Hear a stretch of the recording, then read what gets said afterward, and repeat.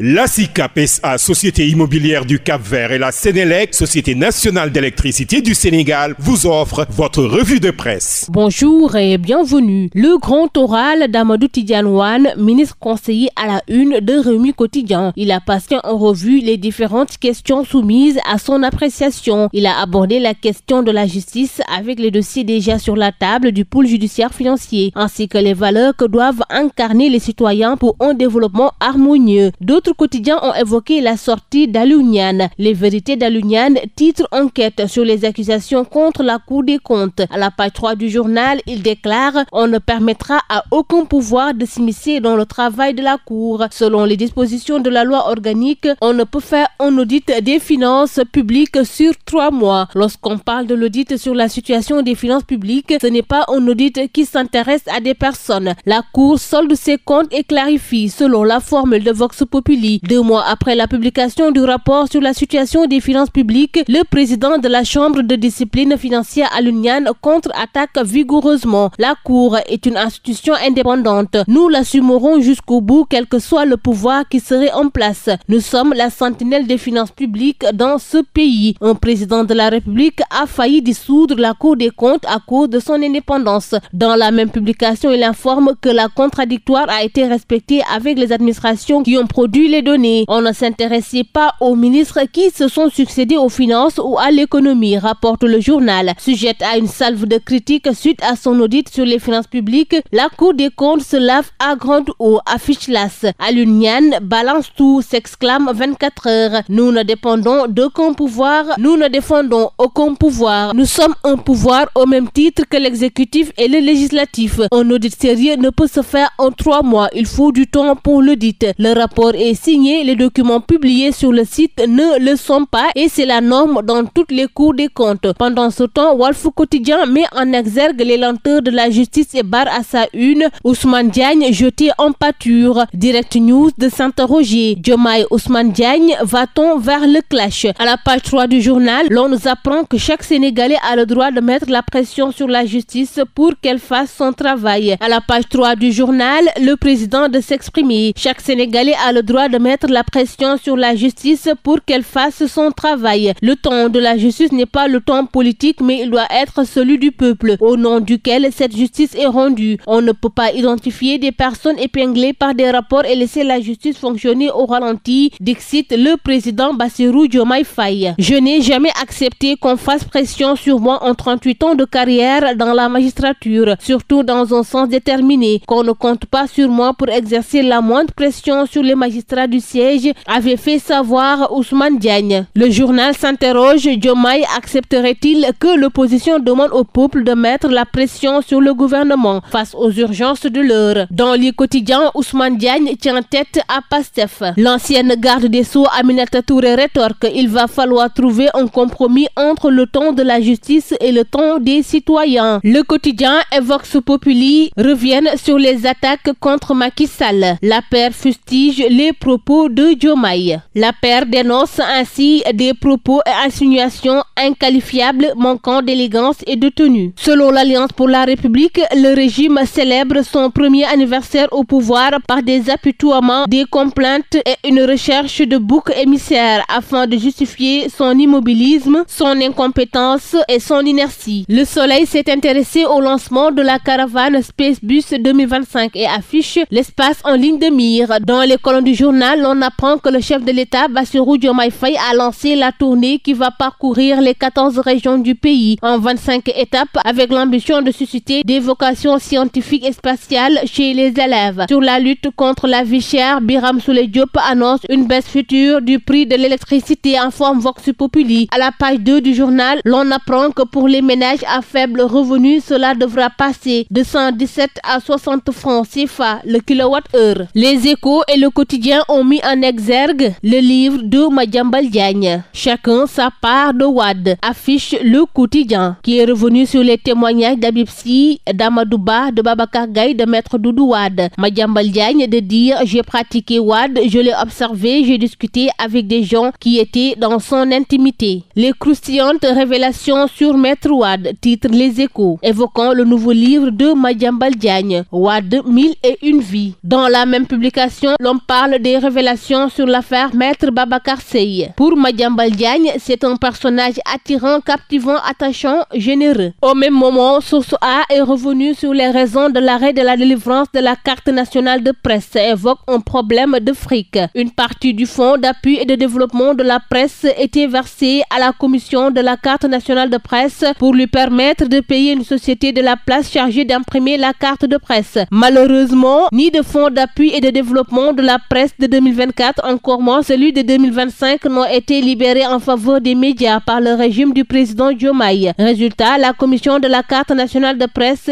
s'est non seulement retrouvée dans la brèche, mais aussi elle doit des sous à la société qui refuse de confectionner le fameux sésame au profit des journalistes demandeurs. Affaire du prêt supporté par la SOGIP pour la construction de l'université Amadou Mahtar Mbow. 46 milliards de francs CFA engagés en toute illégalité pour un contrat finalement résilié. Un titre qui occupe la une de Libération. À la page 3 du journal, l'on apprend que dans son rapport sur les finances publiques, la Cour des comptes révèle que la convention garantie par l'État fait partie des engagements d'un total de 2265,45 milliards de francs CFA contractés sans autorisation et non retracés dans les écritures de la direction de la dette publique. Aucune des sociétés membres du groupement initial attribuable du marché ne figure dans la convention. Les fonds ont bénéficié à Marilis, BTP, d'Adama, Big Togo au nom d'un mandat suivi de la garantie de l'État qui a permis de lever les fonds à la Bank of Africa et de les consommer intégralement. Le journal évoque la garantie souveraine actée le 6 avril 2017. Le contrat de Marilis BTP qui s'était substitué au groupement initial a été résilié le 27 décembre 2017 pour des manquements sur le chantier. Alors qu'elle n'est pas bénéficiaire des fonds et que Marilis BTP a fait défaut avant d'être liquidée par le tribunal, la SOGIP, presque contrainte de rembourser le prêt établi avec un taux d'intérêt de 6%